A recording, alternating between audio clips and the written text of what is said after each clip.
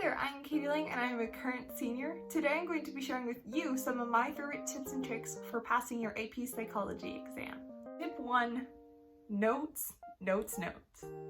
When you're taking notes in class based off of the lessons and lectures teachers give you, they say that you only have to take notes on what you do not already have in your homework notes, or your module notes as we often call them. Even though this is true, I highly recommend you take notes on the entire slideshow.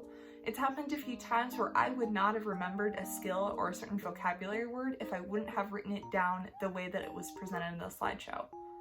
Sometimes when you read the textbook, things are a little bit confusing and you write things down wrong, so it's super important when teachers are giving you those lectures in class that you write down any information that you might be confused about in the future.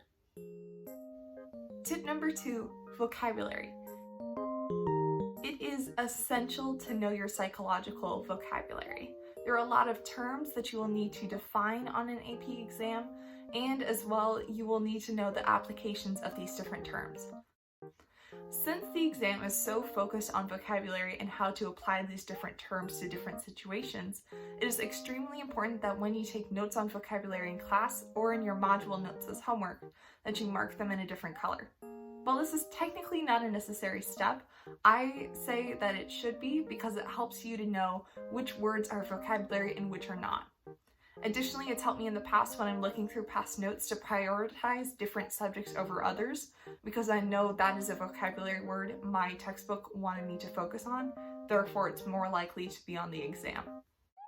Additionally, it is super important to review using the Quizlets your teachers give you on these different subjects.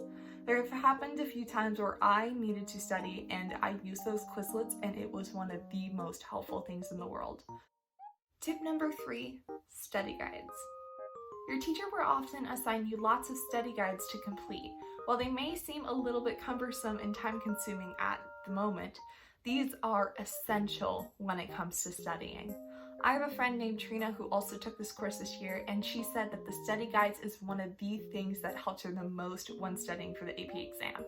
And she said that it was super helpful because it condensed a lot of these large units into more manageable chunks.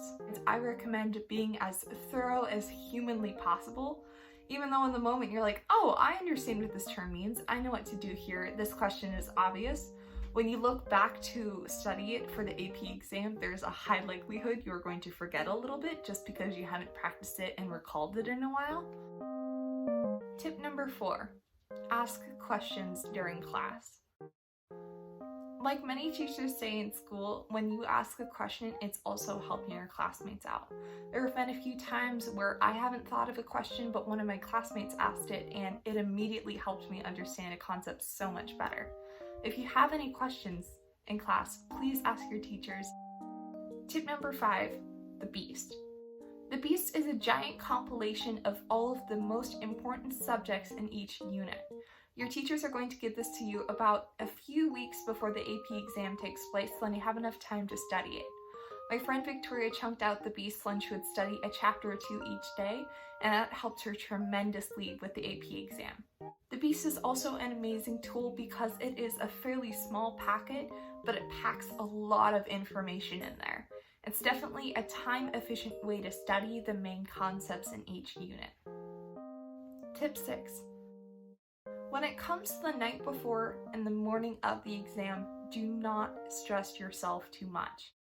It is okay to review a few assignments like my friends and I did. We all watched Crash Course videos together, but it is not okay to stress yourself and to cloud your mind. Please take the night before and the morning of to relax yourself before you go into this test. Remember the day of the exam, it is what it is. You either know it or you don't. Just make sure that you use the study tips I mentioned before.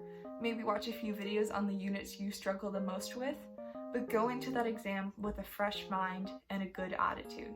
Those are all of my tips and tricks when it comes to passing your AP exam. I personally know that this is one of the AP classes I enjoyed the most just because it's a very interesting subject for me, and if you're interested in the subject and you're excited to learn, I know that you can do this.